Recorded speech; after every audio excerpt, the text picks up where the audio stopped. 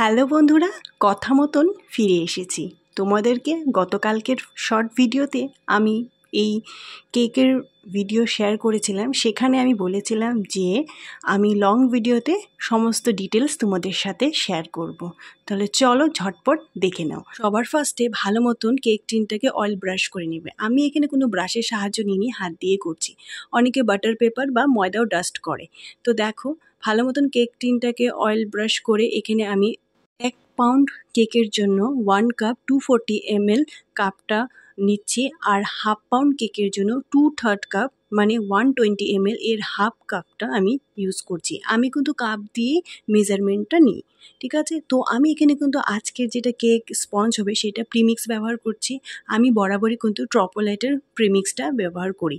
তো আজকের কেকটা কিন্তু চকলেট কেকই হবে, কিন্তু আমি নর্মালি ভ্যানিলা ফ্লেভার মধ্যে চকলেট পাউডার অ্যাড করে, মানে কোকো পাউডার যেটাকে বলে, কোকো পাউডার অ্যাড করে চকলেট স্পঞ্জ বানাই। ফার্স্টে আমি 1 পাউন্ডের কেকটা তৈরি করছি। তার জন্য আমি 1 কাপ প্রিমিক্স নিয়েছি, ভ্যানিলা প্রিমিক্স, যেটা হচ্ছে 240 ml। তার মধ্যে আমি 1 টিস্পুন দিয়ে মানে কোকো পাউডার অ্যাড করছি, আর তার মধ্যে আমি সামান্য একটু অয়েল ব্যবহার করছি। অয়েলটা কিন্তু সর্ষের তেল বা কোনো স্মেল থাকা তেল ব্যবহার করা যাবে না, যেটাতে একদম স্মেল নেই সেই তেলই কিন্তু ব্যবহার করব, রিফাইন অয়েল বা সানফ্লাওয়ার অয়েল, ঠিক আছে। তারপর দেখতেই পারছো অল্প অল্প জল দিয়ে কিন্তু আমি মানে ব্যাটারটা গুলবো, ঠিক আছে। তো ব্যাটারের মানে জলের কতটা জল আমি এখানে দিচ্ছি সেটা কোনো কাপ দিয়ে আমি মেজারমেন্ট করিনি। আমি এরকমই অল্প অল্প করে জল দিই আর ব্যাটারটা গুলি। তো তোমরা ভিডিওতে ভালো মতন দেখো, দেখলেই বুঝতে পারবে। অল্প অল্প জল দেবো আর ভালো মতন ব্যাটারটাকে মিক্স করতে হবে। আর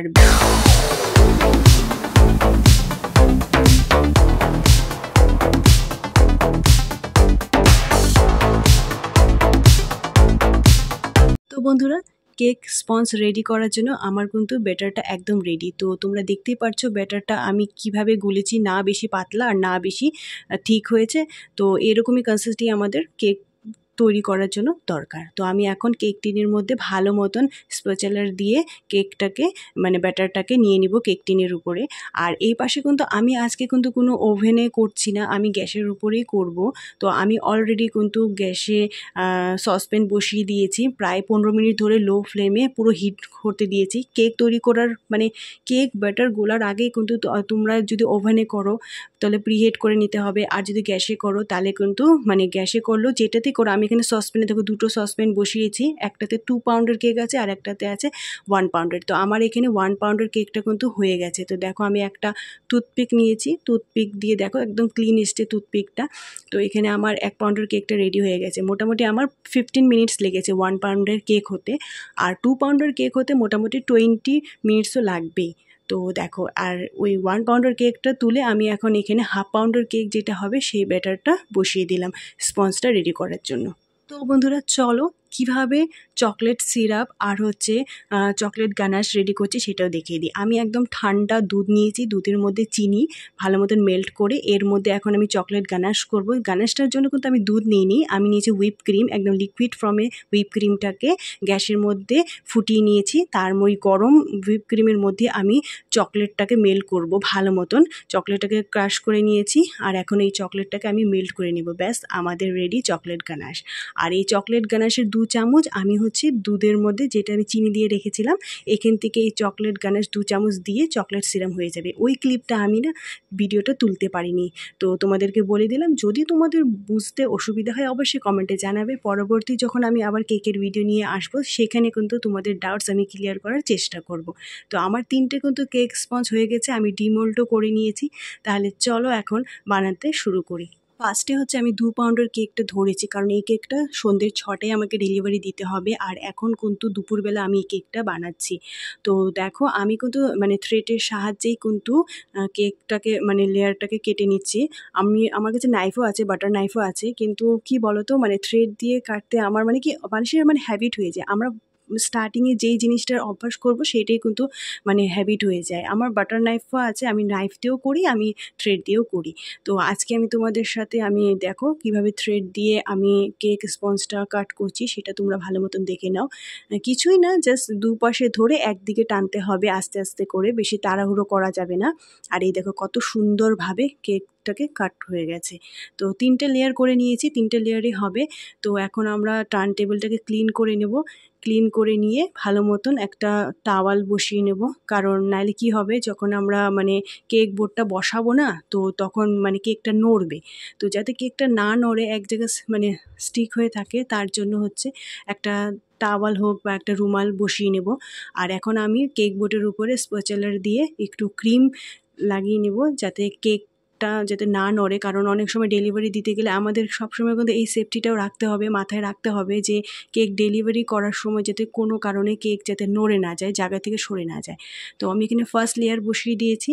তারপর হচ্ছে যেহেতু আমি এখানে সবথেকে টপের লেয়ারটা বসিয়েছি, তো একটু উঁচু হয়ে আছে, তার জন্য ব্যালেন্সটা ঠিক করার জন্য চারো সাইড দিয়ে আমি হুইপ ক্রিম মানে দিয়ে দিলাম, তাহলে ব্যালেন্সটা ঠিক থাকবে। তারপরে হচ্ছে আমি চকলেট সিরাপ যেটা বানিয়েছিলাম, কিছুই না, তোমাদেরকে তো দেখালামই যে আমি পুরো ঠান্ডা দুধ নিয়েছি আর ওর মধ্যে একটু চিনি মেল্ট করে জাস্ট চকলেট গানাশ যেটা আমি তৈরি করেছিলাম সেটা দিয়েছি, ব্যাস আমার রেডি চকলেট সিরাপ। তো ভালো মতন কেকটাকে ময়েস্ট করতে হবে, এতে করে কিন্তু কেকটা খেতে ভীষণ টেস্টি হয় আর সফট হয়, নরম হয়। তো দেখো এখন আমি হচ্ছে এখানে জাস্ট হুইপ ক্রিম দিচ্ছি। আমি আজকে মানে অন্যদিন কি হয়, আমি হুইপ ক্রিমে মানে চকলেট হুইপ ক্রিম যেটা বলে, তো মানে হুইপ ক্রিমের মধ্যে চকলেট গানাশ একটু অ্যাড করে দিই, তো চকলেট ক্রিম হয়ে যায় সেটা। তো আজকে আর সেরকম করিনি, কারণ খুব তাড়াহুড়োর মধ্যে ছিলাম, 3টে কেক আমাকে বানাতে হবে, তো সেই জন্য আমি মানে যতটা পেরেছি শর্টকাট করেছি। এভাবে করলেও হয় বা ওভাবে করলেও হয়, ওইভাবে করলে দেখতে বেশ ভালো লাগে আর একটু চকলেটের টেস্টটাও ক্রিমের মধ্যে আসে। তো এখন দেখো আমি ক্রিমটা দেওয়ার পর হচ্ছে চকলেট গানাশ দিয়েছি।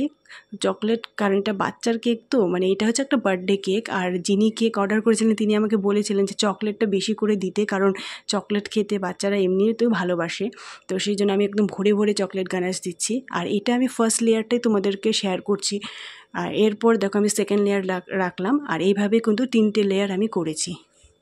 তারপর দেখো 3 জায়গায় আমি অল্প অল্প করে কালার নিয়েছি। এখন আমি এখানে মানে যেটা ফাইনাল আইসিং হবে সেটা আমি 3টে কালার দিয়ে করব, কারণ জন্মাষ্টমীর থিম তো, তা আমি ময়ূরের যে পাখ হয়, ময়ূরের পাখের যে কালারটা হয় সেই 3টে কালার মানে ভেবেছি থিমের উপরে কেকটাও রাখবো। তো সেই জন্য দেখো এখানে আমি নিয়েছি ব্লু, গ্রিন আর ইয়েলো। তো 3 জায়গায় একটু একটু করে মানে এক ড্রপ করে, মানে বেশি ডার্ক করবো না কালারটা, কারণ বেশি ডার্ক কালার না কেক মানে ক্রিমের টেস্টটা কিন্তু নষ্ট হয়ে যায়। তো সেই জন্য একদম লাইট কালারের মধ্যে রাখবো। 1 ড্রপ কালার অ্যাড করেছি ইয়েলো, আর এটাকে আমি আস্তে আস্তে করে মিক্স করব। তোমরা দেখতে থাকো আমি কিভাবে কালারটা অ্যাড করছি, মানে সরি মিক্স করছি।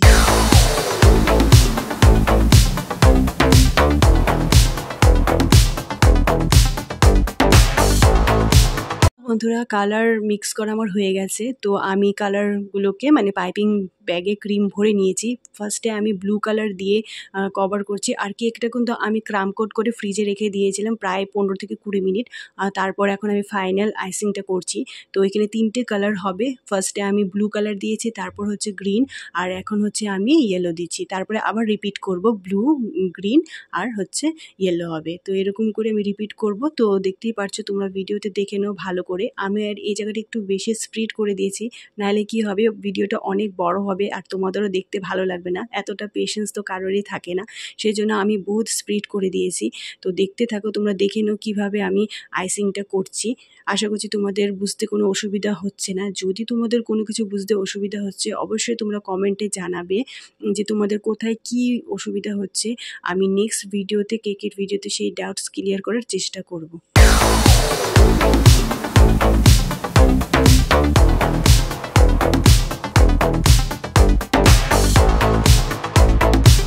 ক্রিমটাকে ফার্স্টে আমি ছোট প্যালেট নাইফ দিয়ে মানে স্প্রেড করে, তারপরে আমি ফাইনাল ফিনিশিংটা কিন্তু বড় নাইফ দিয়েই করেছি। আর এখন আমি একটা ছোট নাইফ নিয়ে মানে একটা উপরে ডিজাইন করছি। তো দেখো আমার ফাইনাল আইসিং কেমন লাগছে তোমাদের বলো। তো এর উপরে ডেকোরেশন করব ফন্ডেন্ট দিয়ে। তো এই যে দেখো এটা হচ্ছে ফন্ডেন্ট, এটা নন্দী ব্র্যান্ডের। ফন্ডেন্ট কী জিনিস তোমরা যদি ডিটেলস চাও, তাহলে জানতে চাও, তাহলে অবশ্যই আমাকে কমেন্টে জানিও। তো এখন আমি এই ফন্ডেন্ট দিয়ে হচ্ছে কৃষ্ণ ঠাকুরের বাঁশি, তারপরে হচ্ছে হচ্ছে কলসি, মাখনের যেটা কলসি হয় সেটা বানাবো, আর হচ্ছে নামও লিখতে হবে ফন্ডেন্ট দিয়ে। তো কাস্টমার আমাদেরকে মানে কিছু বলেনি, আমি এটা নিজের থেকেই কিন্তু করছি। তো দেখো কিভাবে করছি। যারা আজকে প্রথম আমার ভিডিও দেখছো, তোমাদেরকে রিকোয়েস্ট, যদি তোমাদের ভিডিওটি পছন্দ লাগে, ভালো লেগে থাকে, তাহলে অবশ্যই ভিডিওতে একটা লাইক করে আমার চ্যানেলটাকে সাবস্ক্রাইব করে দিও, যাতে নেক্সট ভিডিও আমি যখনই আপলোড করব তার নোটিফিকেশন তোমাদের মোবাইলে ঢুকে যায়। আর হ্যাঁ, যারা অলরেডি আমার চ্যানেলটাকে সাবস্ক্রাইব করেছো, রোজ আমার ভিডিও দেখো, তোমাদেরকে অসংখ্য অসংখ্য ধন্যবাদ আমার পাশে থাকার জন্য। তো বন্ধুরা, ফন্ডেন্ট দিয়ে আমি কিভাবে মানে মটকা রেডি করলাম, বাসি এইসব তৈরি করলাম, আমি সেটা দেখাতে পারিনি কারণ আমার মোবাইলের চার্জ শেষ হয়ে গেছিলো। তো এই দেখো আমার 3টে কেকের কিন্তু আইসিং করা হয়ে গেছে, আর আমি সেট হওয়ার জন্য ফ্রিজে রেখে দিয়েছি। তো ফাইনাল ডেকোরেশনটাও চলো তোমরা দেখে নাও। ভিডিও কেমন লেগেছে আর কেকগুলো কেমন হয়েছে অবশ্যই কমেন্টে জানিও। নেক্সট ভিডিও দেখা হচ্ছে। টাটা, ভালো থেকো।